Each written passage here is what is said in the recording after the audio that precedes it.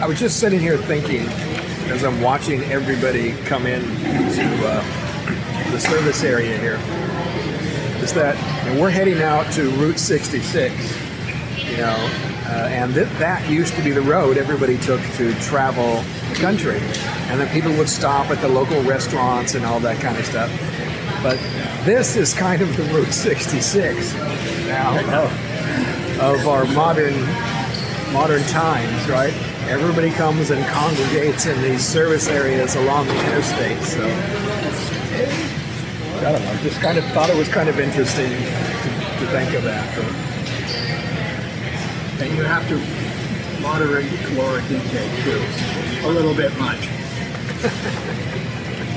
Sometimes your eyes are bigger than your stomach. In that case, it was true. Over the last couple of years, it seems like we have all been stuck in a bad dream. COVID lockdowns, supply chain issues, hyperinflation, and increased violence. It seems like the world has gone insane, and it is no wonder that many travelers, myself included, long for a simpler time. A time when there were no interstates, no fast food restaurants, and gas was 37 cents a gallon. But does this world still exist?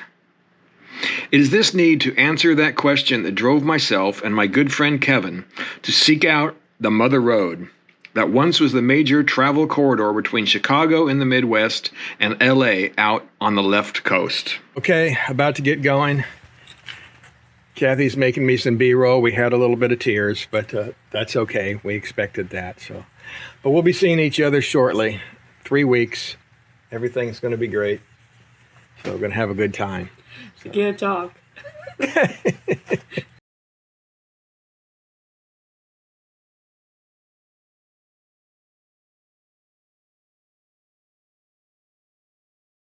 During the last year, I have mapped out our route from near Boston, Massachusetts, across the Northeast to Joliet, Illinois, where we would start our trip down the Mother Road.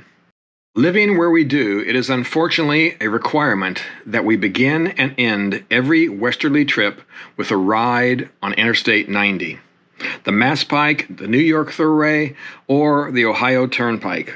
Whatever its various names, it is all the same. It is just one continuous stretch of pavement that runs for more than 3,000 miles.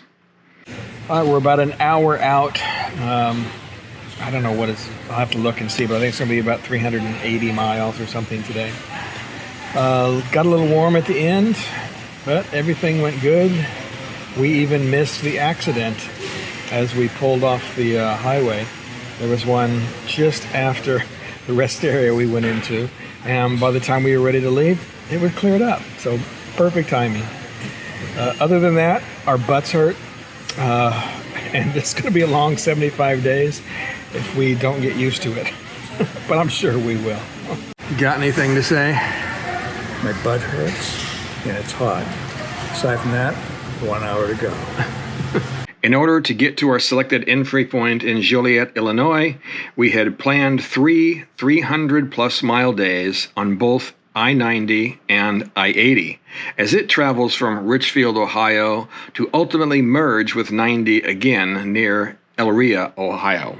Originally, we decided to make the slight detour to Richfield because it is near Cuyahoga Valley National Park, and since neither Kevin or I had been there, we thought it would be fun to check it out. Unfortunately, though, the day ended up being cold and mostly wet, so after 8 hours of riding, we just wanted to take a warm shower and hunker down for the evening. All right, Kevin, so anything that you would like to say about today's ride? It started out absolutely beautiful. Sun was out, blue sky, got gas.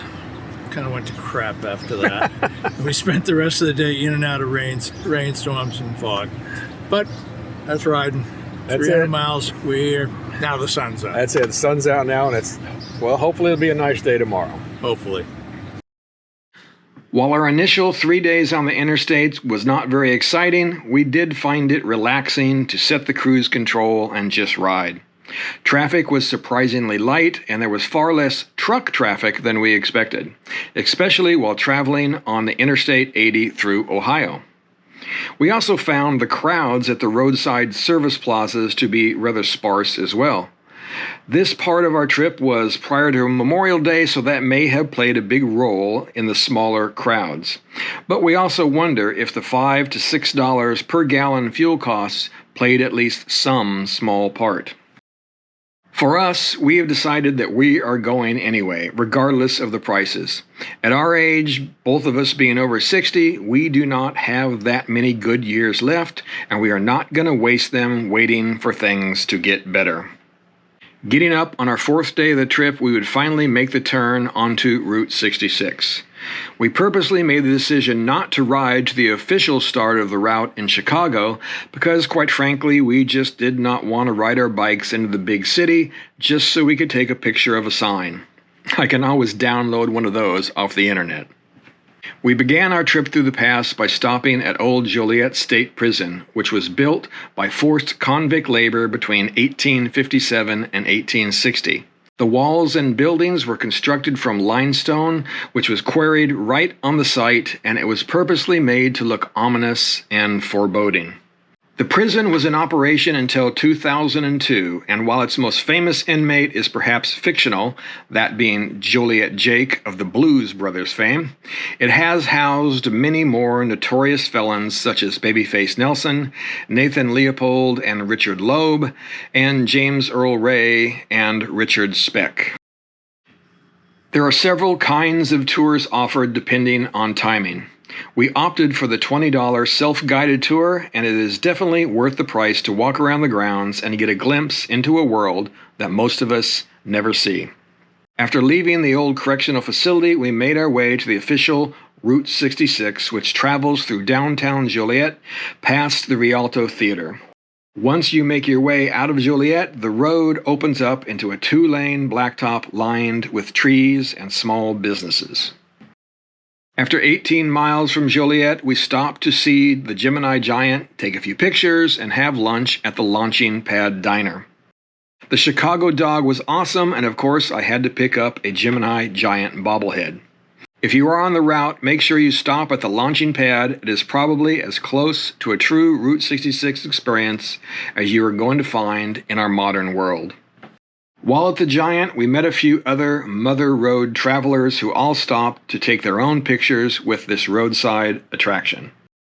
After lunch, we had less than 50 miles in order to make it to Pontiac, which was our stop for the evening. Along the way, we'd stop in Dwight and Odell to take a few pictures at some of the restored service stations that dot the route. For most of the way between Wilmington and Pontiac, Route 66 is a two-lane road that parallels Interstate 55. The speed limit is 55 miles an hour, but we were traveling at a relaxing pace of around 60 miles per hour, which was a welcome change from the highway travel of the previous 3 days. Along the route, you can actually see the original roadbed just adjacent to the newer blacktop. After reaching Pontiac, we swung by the Route 66 Museum before heading to our hotel for the evening. The highlight of the museum is the school bus and VW van used by famed Route 66 artist Bob Waldmeyer. Waldmeyer is credited with helping to popularize the Route 66 revitalization of the late 80s and 90s. His father, Ed Waldmeyer, was one of the original owners of a Route 66 fixture called the Cozy Dog in Springfield, Illinois. But it was not until 1987 that Bob traveled Route 66 from his home in Springfield out to Arizona. It was during this trip that he became enamored with the history and nostalgia of America's Main Street. He would spend the rest of his life traveling up and down Route 66 until he passed in 2009 at the age of 64. At the end of our first day on Route 66, it was finally time for dinner, so we decided to try a local favorite, the Baby Bull, which is itself a trip back in time when towns such as Pontiac all had their version of the family diner. While the menu was extensive, I settled on some fried green beans and a patty melt. Both were very good. As you can probably see outside, it's a miserable rainy day today. So it was actually worked out well that we had planned a day off for today. Anyway, We're going to do laundry, do some maintenance on the bikes, which the maintenance may be out for today. We'll see if we get any dry periods a little bit later on.